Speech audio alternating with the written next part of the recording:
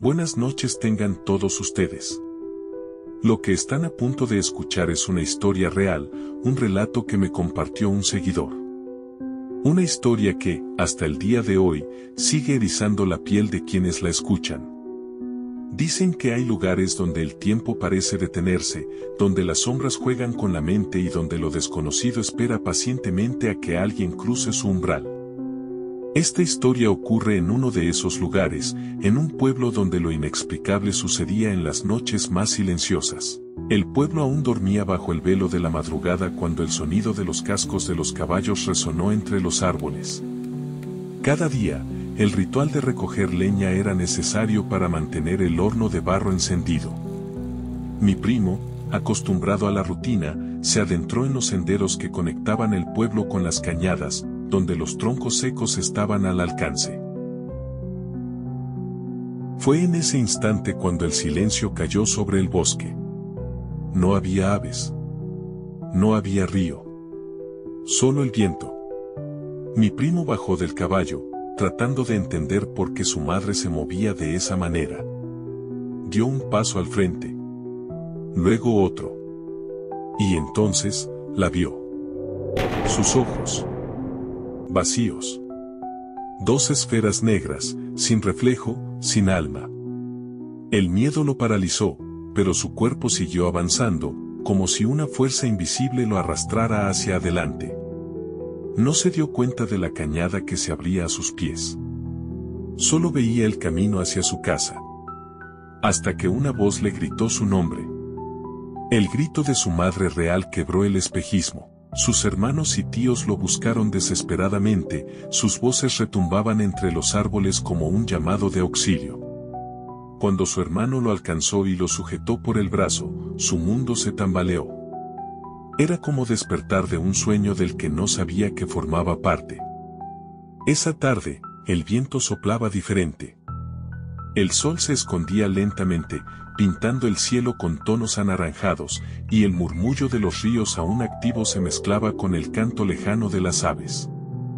Mi primo apresuró el paso, sabiendo que su madre pronto prepararía el pan y necesitaría la leña lista. Pero el tiempo se le escurrió entre las sombras. Mientras recogía los troncos, sintió un escalofrío recorrer su espalda.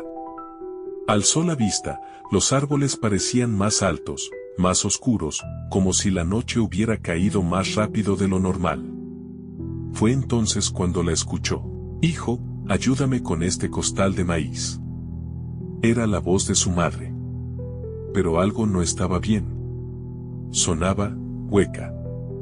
Sin dudarlo, mi primo montó su caballo y avanzó hacia la voz.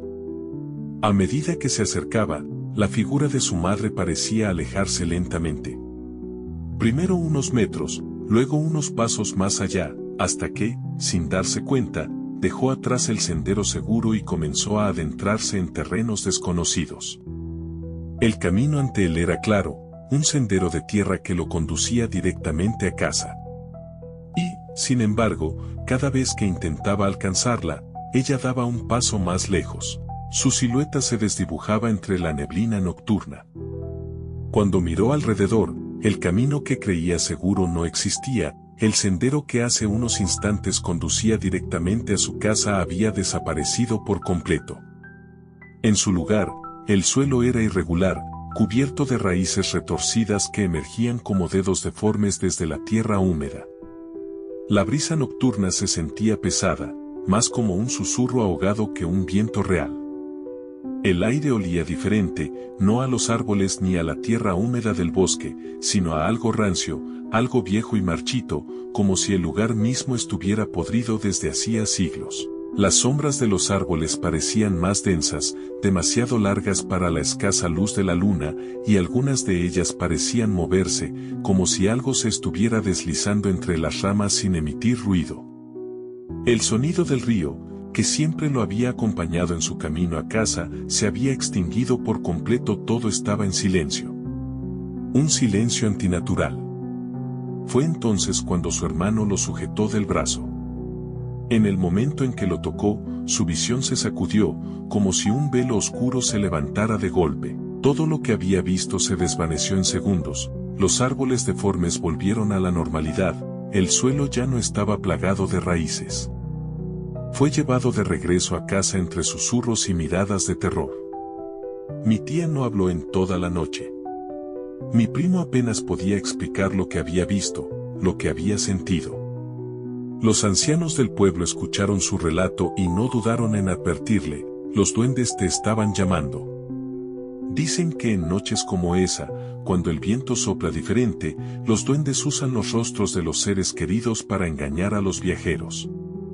Los ancianos del pueblo siempre advertían sobre los susurros que llegaban con el viento. Decían que, si alguna vez escuchabas la voz de un familiar llamándote desde la cañada, debías ignorarla a toda costa. Algunos aseguraban que los duendes no solo imitaban voces, sino también gestos, sonrisas, y hasta el modo de caminar de aquellos que amamos. Pero lo que los delataba era la mirada. Porque por más que parecieran reales, sus ojos eran vacíos, oscuros, sin reflejo alguno. Cuentan que quienes se dejaron llevar por el engaño nunca fueron vistos otra vez. Que la tierra misma los reclamó, y que, en las noches más frías, aún se pueden ver siluetas moviéndose entre los árboles. Figuras familiares, con rostros conocidos, pero con ojos que no pertenecen a este mundo. Hoy, los ríos han desaparecido, y el pueblo ya no es solitario. Pero algunos ancianos aún recuerdan aquellos tiempos. Aún dicen que, en ciertas noches, si escuchas la voz de alguien llamándote desde la cañada, nunca debes responder. Si te gustó la historia, no olvides suscribirte y mandar tu historia para subirla a nuestro canal.